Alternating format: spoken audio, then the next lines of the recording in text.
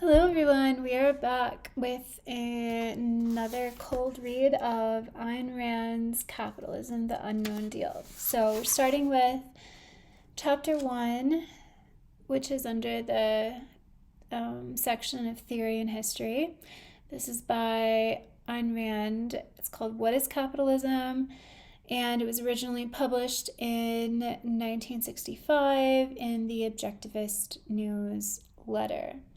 So last time we talked about or read about how Ayn Rand feels that no one has ever made a case for a moral or ethical capitalism. And as I'm in political economy and reading Adam Smith, I have learned that Adam Smith in the 18th century wanted to do that very thing, because first he wrote the theory of moral sentiments, which was all about virtues and character, and it was sort of a foundation for his later Wealth of Nations.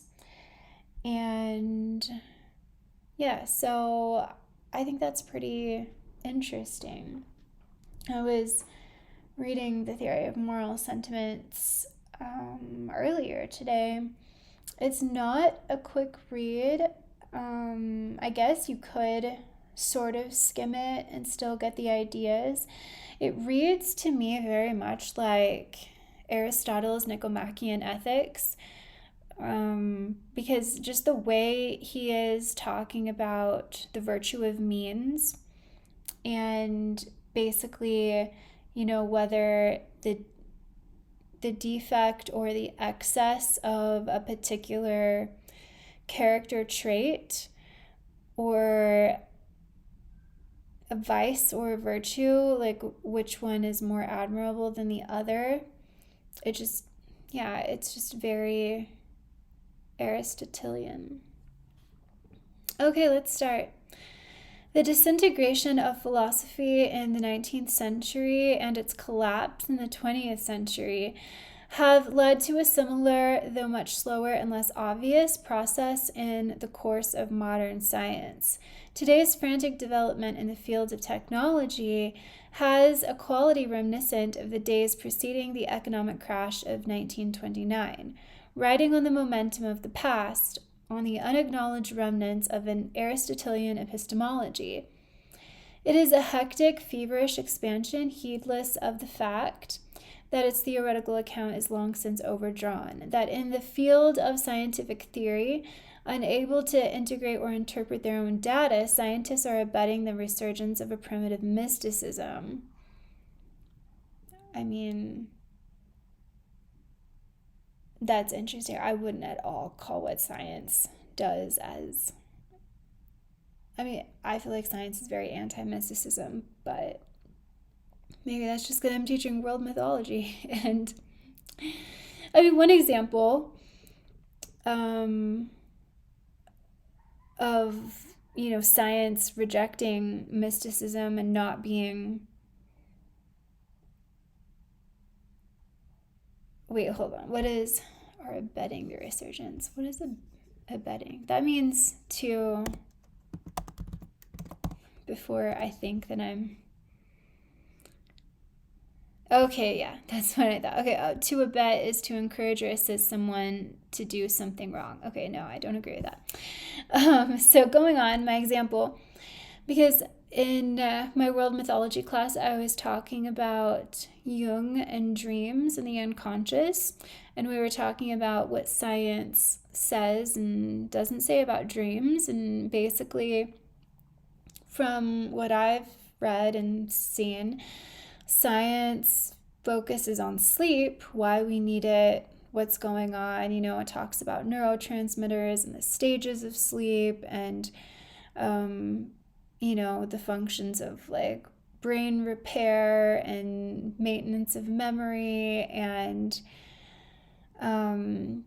brain waves, but it doesn't really give an answer for dreams. I think the main scientific perspective is that dreams are just either influenced by, what we just kind of mundane reasons. Like basically, like if you think about a person during the day, or you watch something on on Netflix or something, it might show up in your dream because it was a recent thought or memory. Or maybe it's your preoccupations, it's just your brain reorganizing information or getting rid of information.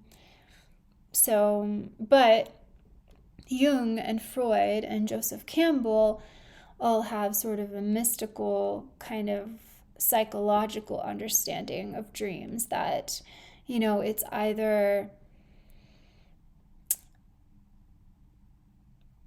either sort of a preoccupation or a sign of repression, and you can think about like all the dreams that you've had that you wouldn't want to tell or share with other people because it has like taboos in it, or things that are just not appropriate to talk about, and you might not even feel that you're responsible for those stories, and you wouldn't want to be.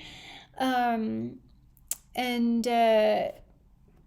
they also, like Joseph Campbell says, for instance, that because our society, our world, humanity has departed from ancient primitive rituals and beliefs and practices and mythologies that were used to initiate and guide people through their transitions in various stages of life, since we no longer have the community, the medicine man, the sages to kind of guide us, they crop up in our dreams, giving us the sign or prompting us through the patterns, like reoccurring dreams that we, need to evolve and develop. If you can think of like the content of your dreams and the feelings and the emotions and the sentiments, how your dream self reacts to certain situations, it might be very like primitive, it might be very childish, and that might be a sign that your dreams are trying to initiate you from like being a boy to a man, or what have you. Like that's his idea. Joseph Campbell is very Jungian. So I don't know what Ayn Rand is talking about. In the humanities, however, the crash is past, the depression has set in, and the collapse of science is all but complete. I mean, I can tell you right now, that's not what happened, but okay. The clearest evidence of it may be, yes, give me some evidence, may be seen in such comparatively young sciences as psychology and political economy. Okay, so I would say sciences, psychology can be a science, but it also can not be a science. Like when psychology, even like mysticism could be a science, or mindfulness or religion or spirituality could be a science if you approach it scientifically. But we shouldn't say that, for instance, psychology, if this is what she's saying, that psychology is weakening science, because it isn't, unless you just assume that that all psychological perspectives are claiming to be scientific, which they're not.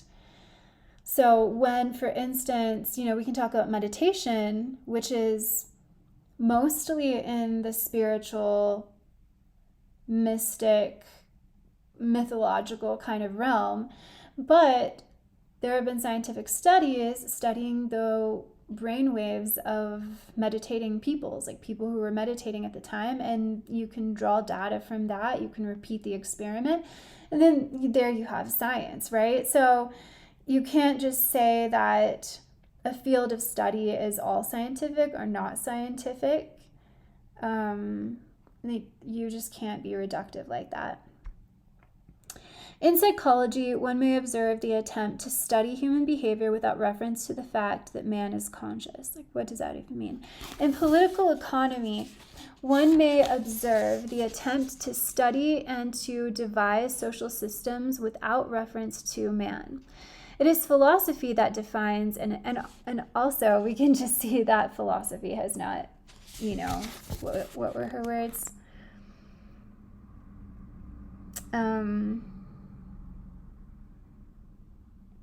The disintegration of philosophy and its collapse. I mean, it just hasn't. Like, there's a tremendous resurgence of philosophy, and I don't even know if I can say that. Like, did it ever need to have a resurgence? Like, maybe it's just been consistently.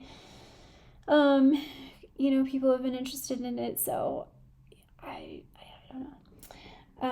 It is philosophy that defines and establishes the epistemological criteria to guide human knowledge in general and specific sciences in particular.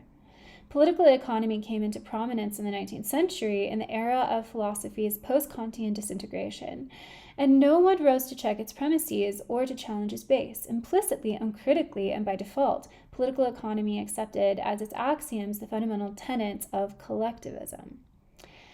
Political economists, including the advocates of capitalism, define their science as the study of the management or direction or organization or manipulation of a community's or a nation's resources. The nature of these resources was not defined. Their communal ownership was taken for granted, and the goal of political economy was assumed to be the study of how to utilize these resources for the common good.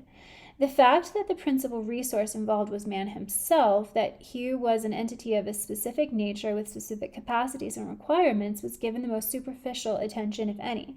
Man was regarded simply as one of the factors of production, along with land, forests, and mines, as one of the less significant factors, since more study was devoted to the influence and quality of these others than to his role or quality. Political economy was, in effect, a science starting in midstream. It observed that men were producing and trading. It took for granted that they always had done so and always would. It accepted this fact as the given, requiring no further consideration. And it addressed itself to the problem of how to devise the best way for the community to dispose of human effort. There were many reasons for this tribal view of man. The morality of altruism was one. And I don't know a lot about Ayn Rand, but one thing, she does not like altruism. The growing dominance of political statism among the intellectuals of the 19th century was another. Psychologically, the main reason was the soul-body dichotomy permeating European culture. Material production was regarded as a demeaning task of a lower order, unrelated to the concerns of man's intellect, a task assigned to slaves or serfs since the beginning of recorded history. The institution of serfdom has lasted in one form or another till well into the 19th century. It was abolished politically only by the advent of capitalism, politically but not intellectually. The concept of man as a free, independent individual was profoundly alien to the culture of Europe. It was a tribal culture down to its roots. In European thinking, the tribe was the entity, the unit, and man was only one of its expendable cells. This applied to rulers and serfs alike. The rulers were believed to hold their privileges only by virtue of the services they rendered to the tribe, services rendered as of a noble order, namely armed force or military defense. But a nobleman was as much chattel of the tribe as a serf. His life and property belonged to the king. It must be remembered that the institution of private property, in the full legal meaning of the term, was brought into existence only by capitalism. In the pre-capitalist eras, private property existed de facto but not de jure, i.e. by custom and sufferance, not by right or by law. In law and in principle, all property belonged to the head of the tribe, the king, and was held only by his permission, which could be revoked at any time at his pleasure. The king could and did expropriate the estates of recalcitrant noblemen throughout the course of Europe's history. I mean, this is interesting. I don't have a lot to say about this because I'm not a historian. So, so we'll just go on. The American philosophy of the rights of man was never grasped fully by European intellectuals. Europe's predominant idea of emancipation consisted of changing the concept of man as a slave of the absolute state embodied by a king to the concept of man as a slave of the absolute state embodied by the people, switching from slavery to a tribal chief into slavery to the tribe. A non-tribal view of existence could not penetrate the mentalities that regarded the privilege of ruling material producers by physical force as a badge of nobility. Thus, Europe's thinkers did not notice the fact that during the 19th century, the galley slaves had been replaced by the inventors of steamboats and the village blacksmiths by the owners of blast furnaces, and they went on thinking in such contradictions in terms as wage slavery or the antisocial selfishness of industrialists who take so much from society without giving anything in return, on the unchallenged axiom that wealth is an anonymous social tribal product. That notion has not been challenged to this day. It represents the implicit assumption and the base of contemporary political economy. Okay, so I kind of see what she is saying, that, or maybe I don't know. This is just what I'm getting. Just the ideas, she's critiquing the ideas that we consistently think in a tribal view, and we call ourselves slaves today, like slaves to the industry, slaves to capitalism. But she's saying that we shouldn't. For instance, you can't think of wealth that way.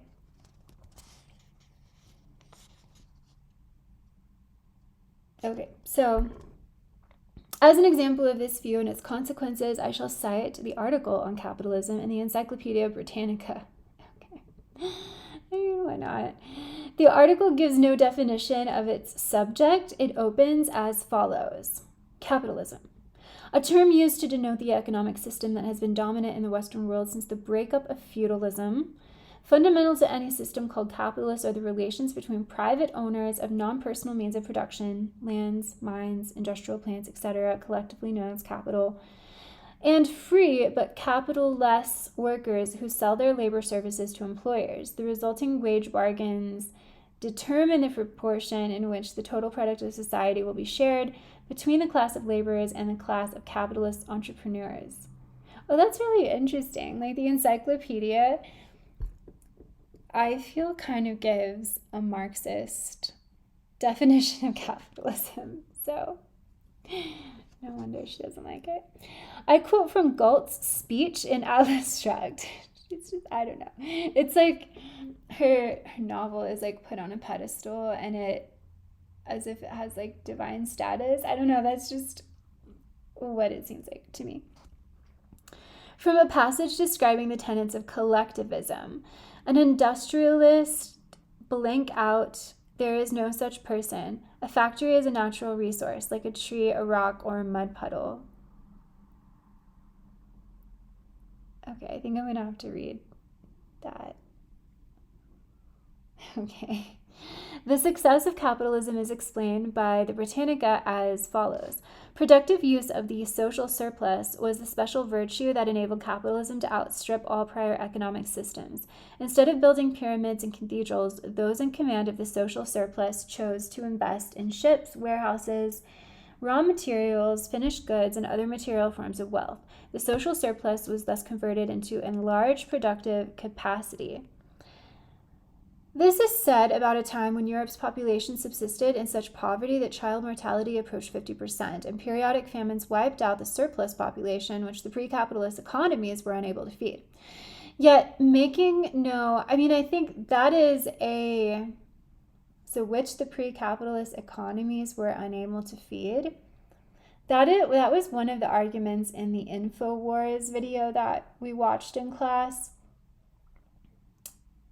where the person, I don't know, he was very bombastic. I have no idea who he is, but he was saying that capitalism is the only economic system that doesn't promote poverty.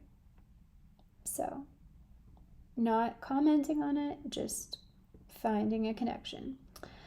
Yet no distinction between tax-appropriated and industrial produced wealth, the Britannica asserts that it was the surplus wealth of that time that the early capitalists commanded and chose to invest, and that this investment was the cause of the stupendous prosperity of the age that followed.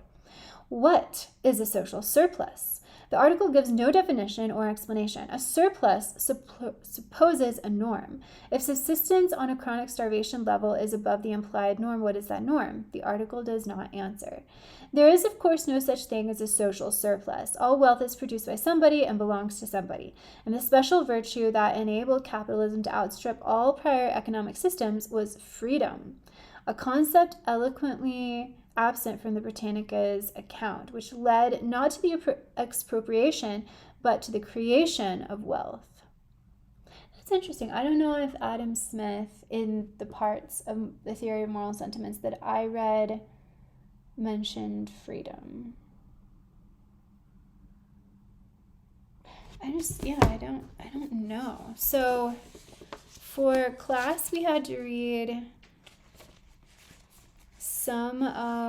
chapter 1 of section 1. I mean, it wasn't emphasized. Maybe he does. And then we had to read section 6. No, wait. Chapter 6. Part 6. Part 6. And then I think like all of part 6. Yeah, I don't know. Okay. Something, I guess, for me to look for. I shall have more to say later about that disgraceful article, disgraceful on many counts, not the least of which is scholarship. At this point, I quoted it only as a succinct example of the tribal premise that underlies today's political economy. So, is a critique of capitalism mired in tribalistic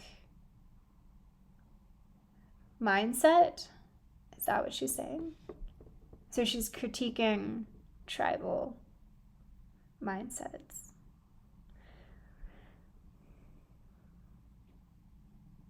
I don't think she's really defined that. I mean, I guess we should just understand what that means.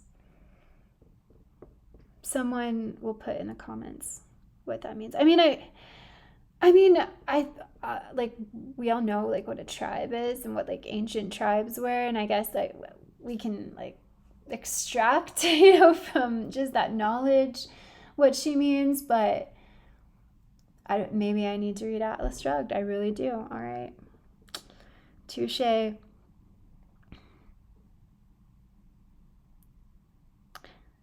That premise is shared by the enemies and the champions of capitalism alike. It provides the former with a certain inner consistency and disarms the latter by a subtle yet devastating aura of moral hypocrisy. As witness their attempts to justify capitalism on the ground of the common good, or service to the consumer, or the best allocation of resources. Whose resources? I mean, talking about like justifying anything on ground of the common good or service to the consumer sounds nice, but I think she doesn't like its altruistic sentiment. Maybe because she thinks it's, I mean, just thinking about, the virtue of selfishness.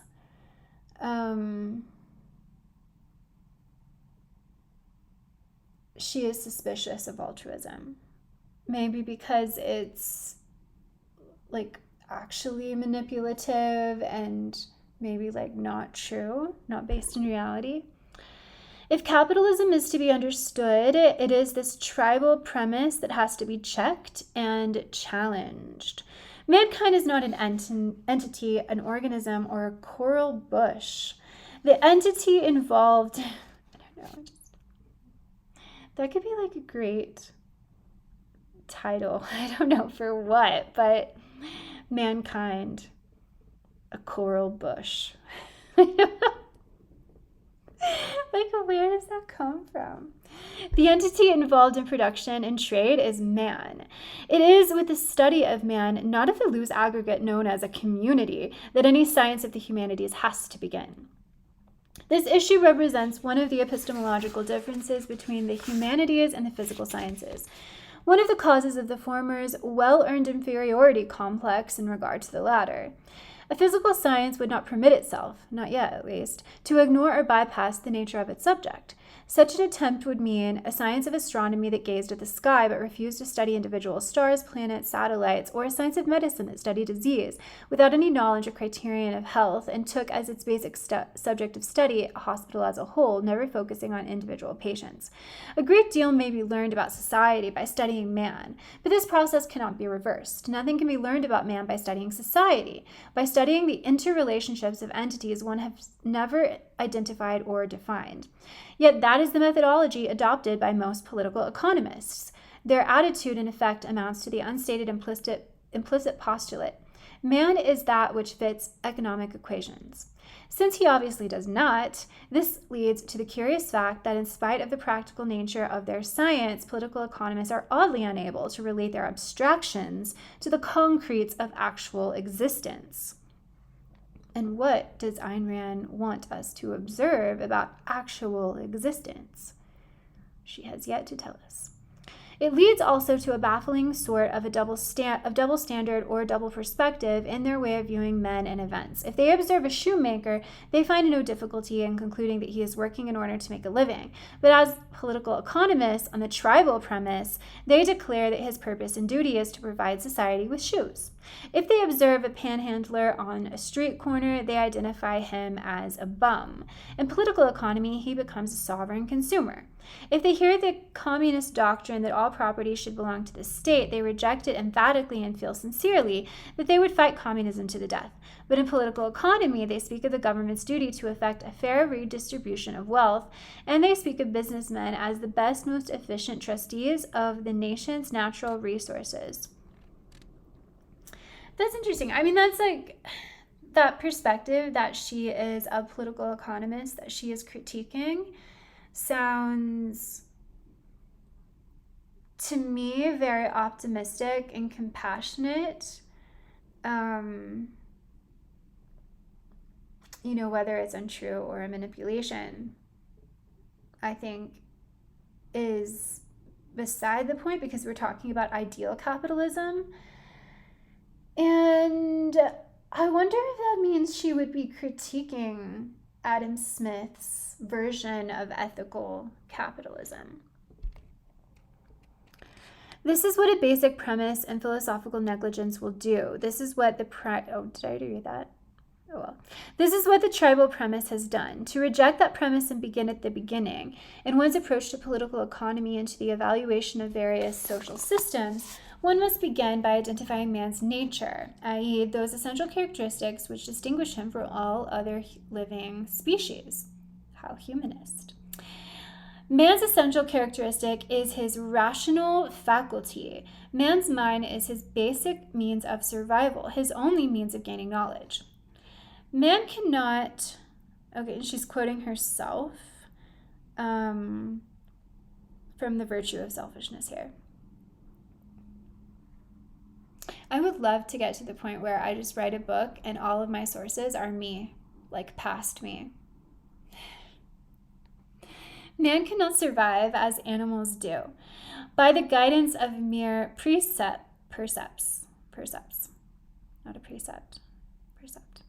He cannot provide for his simplest physical needs without a process of thought. He needs a process of thought to discover how to plant and to grow his food or how to make weapons for hunting. His percepts might lead him to a cave if one is available, but to build the simplest shelter, he needs a process of thought. No percepts and no instincts will tell him how to light a fire, how to weave cloth, how to forge tools, how to make a wheel, how to make an airplane, how to perform an appendectomy, how to produce an electric light bulb or an electronic tube or a cyclotron or a box of matches. What's a cyclotron?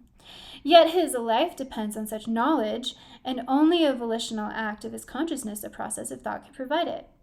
A process of thought is an enormously complex process of identification and integration, which only an individual mind can perform. There is no such thing as a collective brain. Men can, so I guess she's not going to argue for capitalism as, like, collectivism as a part of capitalism. And Adam Smith.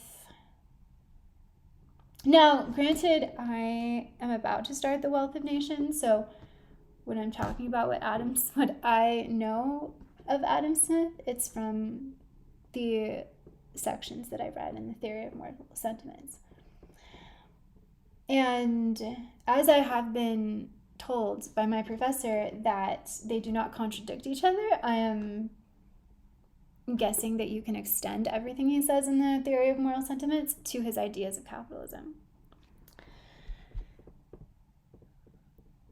Men can learn from one another, but learning requires a process of thought on the part of every individual student. Men can cooperate in the discovery of new knowledge, but such cooperation requires the independent exercise of his rational faculty by every individual scientist. Man is the only living species that can transmit. See, because that's what I thought. Okay, because we're going to have to read Adam Smith. We're going to have to read the first sentence of Adam Smith. Oh, here's the introduction. Because my thought when I was reading Adam Smith is that he seems to be prepping us for an argument for socialism, because he's talking about the collective and relationships. It reminded me of G.A. Cohen's What is Socialism? The first sentence of Adam Smith's Theory of Moral Sentiment is, how selfish soever man may be supposed, there are evidently some principles in his nature which interest him in the fortune of others, and render their happiness necessary to him, though he derives nothing from it except the pleasure of seeing it.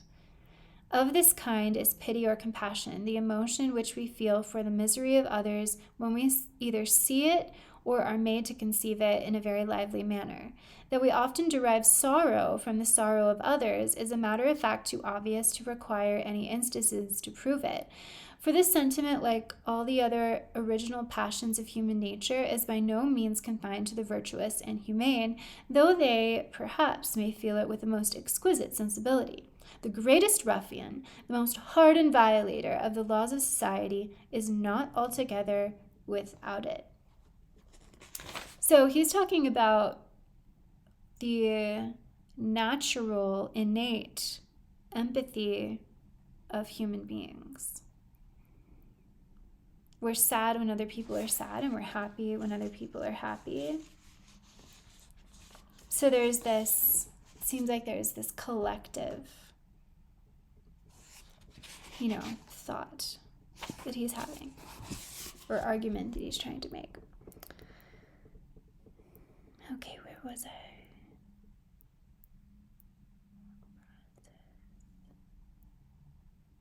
Yeah, cyclotron, we read that.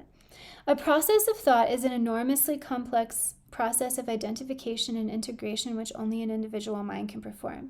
There is no such thing as a collective brain. Men can learn from one another, but learning requires a process of thought on the part of every individual student. Men can cooperate in the discovery of new knowledge, but such cooperation requires the independent exercise of his rational faculty by every individual scientist. Man is the only living species that can transmit and expand his store of knowledge from generation to generation, but such transmission requires a process of thought on the part of the individual recipients. As witness the breakdowns of civilization, the Dark Ages, and the history of mankind's progress, when the accumulated knowledge of centuries vanished from the lives of men who were unable, unwilling, or forbidden to think. In order to sustain its life, every living species has to follow a certain course of action required by its nature. The action required to sustain human life is primarily intellectual.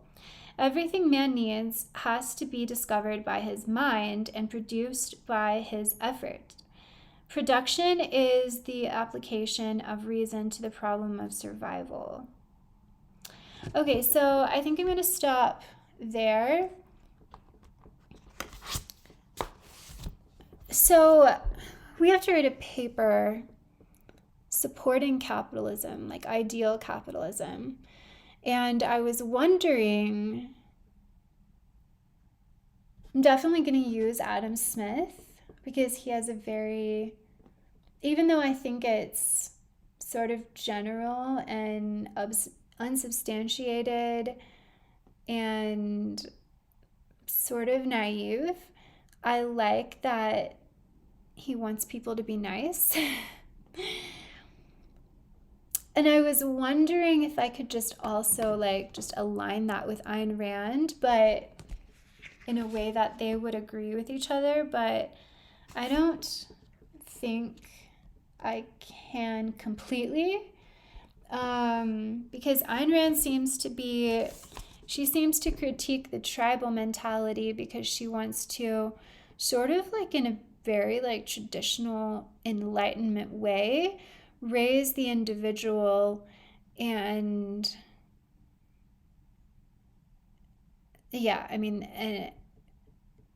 and sort of critique so the tribal is the collective. But Adam Smith, to me, in my reading so far, seems to talk about the collective in like promising ways, but then I guess also in disparaging ways, because he brings up this ideal of the impartial spectator when the mob of of humanity, or the masses of humanity, fall short because they're swayed by wealth and fame and everything, like, and distracted. And so okay, interesting. All right, well, comment below if you have any thoughts about what I just read. I wish I had more thoughts about what I'm reading, but like this particular What is Capitalism? It's 28 pages, and I don't know. Oh, just help me out here. Let's put our brains together. Okay. All right.